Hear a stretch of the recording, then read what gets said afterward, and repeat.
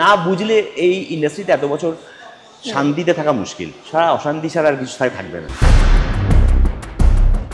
ঋত্বিক চক্রবর্তীর জীবনে কি খ্যাতির কারণে বিড়ম্বনা সৃষ্টি হয়? আমার জীবনটা তো আমি যাপন করবোই, যেরকম সবাই সবার জীবন যাপন করছে, কাজে সেটাতে কেউ আটকাতে পারে না আমাকে।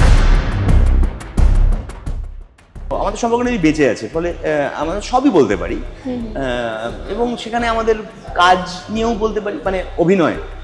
তাছাড়াও আরো অনেক কিছু, স্বামী স্ত্রীতে তো আরো অনেক কিছু বেশি বলার থাকে। থাকবে সমস্ত জায়গাতেই কিছু না কিছু মতবিরোধ থাকবে। মতবিরোধের ফলে মানুষ আসলে এগিয়ে যায়। মতবিরোধ কোনো স্কার নয়। তুমি তো মেসি সাপোর্টার। এই যে মেসি ফ্যানদের একটা প্রবণতা থাকে সবসময় রোনাল্ডোকে একটু অপদস্থ করার কিছু নেই। রোনাল্ডো দারুণ প্লেয়ার, সাংঘাতিক প্রতিভাবান, ভয়ঙ্কর একজন অ্যাথলিট, কিন্তু মেসি শ্রেষ্ঠ ফুটবলার, তো অপদস্থ করার কিছু নেই। শুধু ওয়ার্ল্ড কাপটা পায়নি বলে তো না, সেই জন্য নয়। ওয়ার্ল্ড কাপ পেলেও রোনাল্ডোর জীবনেও অ্যাচিভমেন্ট কম নয়, কিন্তু কি করবে, মেসি পৃথিবীর শ্রেষ্ঠ প্লেয়ার, রোনাল্ডো আলাদা করে কিছু করার নেই। রোনাল্ডো দারুণ প্লেয়ার, সাংঘাতিক অ্যাথলিট, কিন্তু কি করে।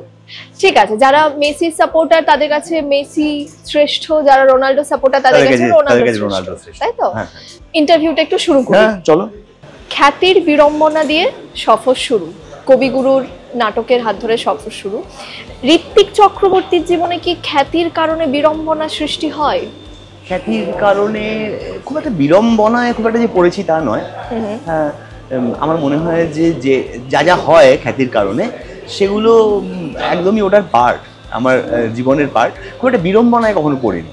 তবে হ্যাঁ, লোকের নজর বেশি থাকে, মানে তুমি কি করছো না করছো তার পুঙ্খানুপুঙ্খ বিচার করতে থাকে মানুষ।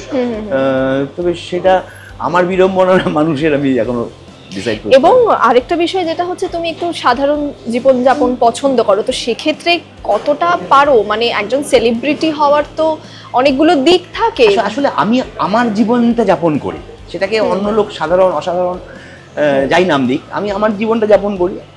আমার জীবনটা তো আমি যাপন করবোই, যেরকম সবাই সবার জীবন যাপন করছে, কাজে সেটাতে কেউ আটকাতে পারে না আমাকে আমার যাপন থেকে। আচ্ছা, তোমার নতুন ছবি আসছে মৃগয়ার একটু আমরা গল্প শুনি, দর্শকদের একটু জানাও। হ্যাঁ, মৃগয়া একটা কপ স্টোরি, পুলিশের গল্প, এবং এটা একটা বাস্তবিক সত্য ঘটনা অবলম্বনে ছবির গল্প লিখেছেন দেবাশিস দত্ত, যিনি বাস্তবিক জীবনে একজন পুলিশ অফিসার। এবং এটা একটা মানে নটোরিয়াস ক্রিমিনাল গ্যাং, যাদেরকে কলকাতা পুলিশ ধরে, তারই একটা সিনেম্যাটিক ভাবে সেটাকে বলা হয়েছে। সিনেমার জন্য খানিকটা নিশ্চয়ই গল্পটা বেড়েছে, যে সিনেমা উপযোগী করা হয়েছে, না হলে এটা একটা সত্যি ঘটনা। এবং আমরা চারজন, আমি, অনির্বাণ, বিক্রম আর রিজওয়ান, এরা চারজন, আমরা চারজনে মিলে ওই সৌরভ ভিলেনের চরিত্রটায় অভিনয় করছে। এবং এই চারজন, এরা একটা কলকাতা পুলিশের টিম, তারা একটা অন্য স্টেটে যায়, গিয়ে ওই পুরো অপারেশনটা করে। এই চারজনের মধ্যেকার সম্পর্ক, তো সবটা মিলিয়ে খুব নতুন একটা গল্প, নতুন দুটো জগৎ।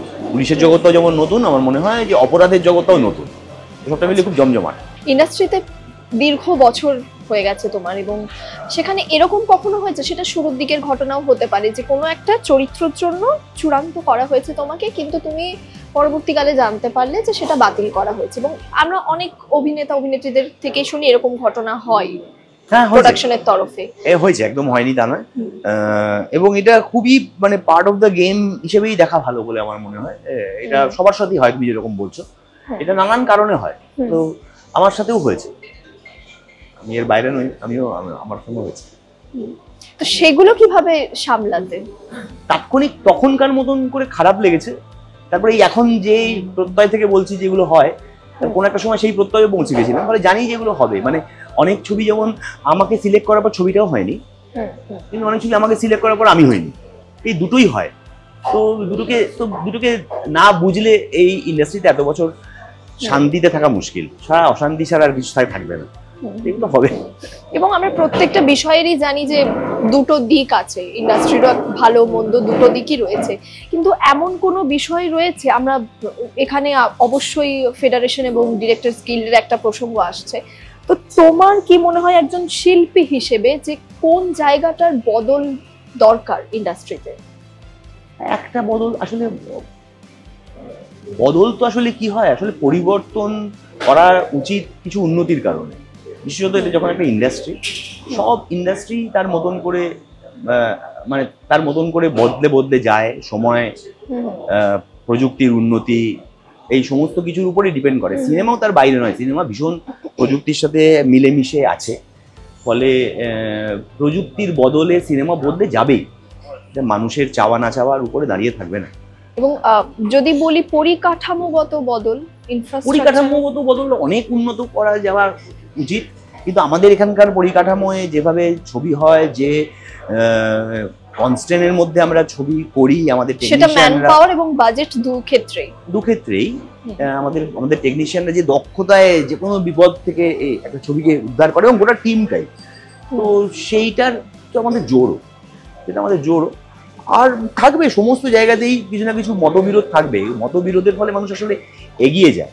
মতবিরোধ কোনো স্কার নয়, তার থেকে সমাধান করে এগিয়ে যেতে হবে, সেটা হবে সেটা। এবং মতবিরোধ যুক্তিতর্ক হলেই প্রোডাক্টিভিটিটা বেটার হয়। নিশ্চয়ই, তাই তো জানি আমরা। নিশ্চয়ই, একেবারেই তাই। আচ্ছা ঋত্বিক দা, অপরাজিতা দি, তুমি একই ইন্ডাস্ট্রিতে বিলং করো, তো সেখানে ব্যক্তিগত পরিসরে বা ধরো আমি বলছি শুধু শিল্পী হিসাবে একে অন্যের সমালোচনা কতটা মানে করা যায়? অনেকটাই করা যায়।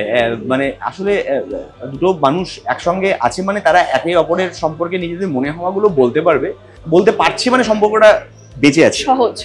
তো আমাদের সম্পর্কটা বেঁচে আছে, ফলে আমরা সবই বলতে পারি, এবং সেখানে আমাদের কাজ নিয়েও বলতে পারি, মানে অভিনয়, তাছাড়াও আরো অনেক কিছু, স্বামী স্ত্রীর তো আরো অনেক কিছু বেশি বলার থাকে, অভিনয়ের থেকে আরো অনেক বিষয় একে অপরকে নিয়ে বলার থাকে, তো সেগুলো যাতে বলতে পারি, বলার মতন জায়গা আছে, ফলে কোনো অসুবিধে নেই। আমরা বহু আলোচনা করেছি, আমরা আমাদের প্রফেশনাল নিয়ে দুজনে যে খুব বেশি কথা বলি তা নয়, কিন্তু দরকারে তো চমৎকার বাড়িতে একজন আছে, ফলে চমৎকার কথা বলা যায়।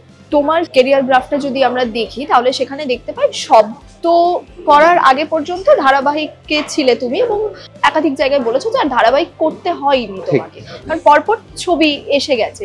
এই যে পদক্ষেপ ধারাবাহিক থেকে ছবি, এবং এটা একটা সাফল্য বলা যেতে পারে, নাও বলতে পারো বা বলতেও পারো, মানে এটা তোমার উপরে। হ্যাঁ হ্যাঁ। এবার সম্প্রতি অপরাজিতাদির সাথে আমার কথা হয়েছে একটা সাক্ষাৎকারে, সেখানে মানে অপাদির দৃষ্টিভঙ্গি কিছুটা আলাদা, যে ধারাবাহিক আর সিনেমা এই দুটো মানে এই যে আমি একটা অন্য ধাপ এগিয়ে গেলাম, এইভাবে উনি বিষয়টা দেখেন না, তো এইখানে মানে মতভেদ একটা থাকছে। এটা নিয়ে তর্ক করার কিছু নেই। দেখো, আমার মনে হয় এই যে বড় পর্দা আর ছোট পর্দা, এই নামটা অনেকদিন আগে দেওয়া হয়েছিল বলে এটাকে বড় এবং ছোট বলে মনে হচ্ছে। আসলে তুমি যদি এটা ইন্ডাস্ট্রির প্রেক্ষিতে দেখো, তাহলে দেখবে যে বাংলা টেলিভিশন ইন্ডাস্ট্রি একটা অত্যন্ত গুরুত্বপূর্ণ ইন্ডাস্ট্রি টালিগঞ্জের। এখানে অনেক টাকার রোলিং হচ্ছে, একটা রমরমা ইন্ডাস্ট্রি, এবং তুমি দেখবে যে আকচার সকল বড় পর্দার যারা মানুষ, তারা এই সকল ছোট পর্দায় গিয়ে অ্যাঙ্কারিং করছে, তো তারা তাদের সেটাকে ডিটোরিয়েশন বলে তো ভাবছে না। ঠিকই, আমরা মনে হয় টেলিভিশন বা অভিনয়ের সঙ্গে যারা যুক্ত, ইন্ডাস্ট্রির সঙ্গে যুক্ত, তারাও ভাবছে না। এটা একটা প্রাচীন কয়েনেজ, যেটা ছোট পর্দা আর বড় পর্দা বলে আছে। এখন মানুষ বাড়িতে ছবি দেখে, ছোট পর্দাটাও বড় হয়ে যায়, বড় পর্দাটাও বড় হয়ে যায়, আর দরকারে বড় পর্দাটাও ছোট হয়ে যায়, হ্যাঁ ছোট পর্দাটাও ছোট হয়ে যায়। এখানে ওটিটির দৌলতেও স্মার্ট টিভির দৌলতে মানুষের দেখার প্যাটার্ন বদলে গেছে, মানুষ বাড়িতেই প্রজেকশন লাগিয়ে দেখছে, বাড়িতেই সাউন্ড সিস্টেম বানিয়ে নিচ্ছে, ফলে ওই যে পর্দার যে বিচারটা, সেটা তো এমনি বড় পর্দাই তো একটা টেনশনের মধ্যে দিয়ে যাচ্ছে, যে কতদিন কতটা বড় থাকবে। তো এটা তো ফেয়ার এনাফ। ঋত্বিক দা, আরো একটা বিষয়, যে তোমরা দুজনেই প্রতিষ্ঠিত অভিনেতা এবং অভিনেত্রী, কিন্তু তবু এই মুহূর্তে দাঁড়িয়ে আগামী লক্ষ্য কি? আগামী লক্ষ্য কিছু নেই সেই অর্থে, জানো তো, যে লক্ষ্য যদি বলতে হয় তাহলে বলবো যে এই ইন্ডাস্ট্রিতে আরো ভালো ছবি করা, এমন ছবি যাতে করতে পারি যাতে মানুষের ভালো লাগে, তাহলে আরো অনেক বছর এই ইন্ডাস্ট্রি থেকে যেতে পারবো, হ্যাঁ থেকে যেতে পারবো সসম্মানে, এইটুকুই লক্ষ্য। ওকে, আমাদের অনেক শুভেচ্ছা রইল ঋত্বিক দা মৃগয়ের জন্য। আমরা এতক্ষণ কথা বললাম ঋত্বিক চক্রবর্তীর সঙ্গে, ক্যামেরায় ব্রতিন এবং সুমনের সঙ্গে বৃষ্টি।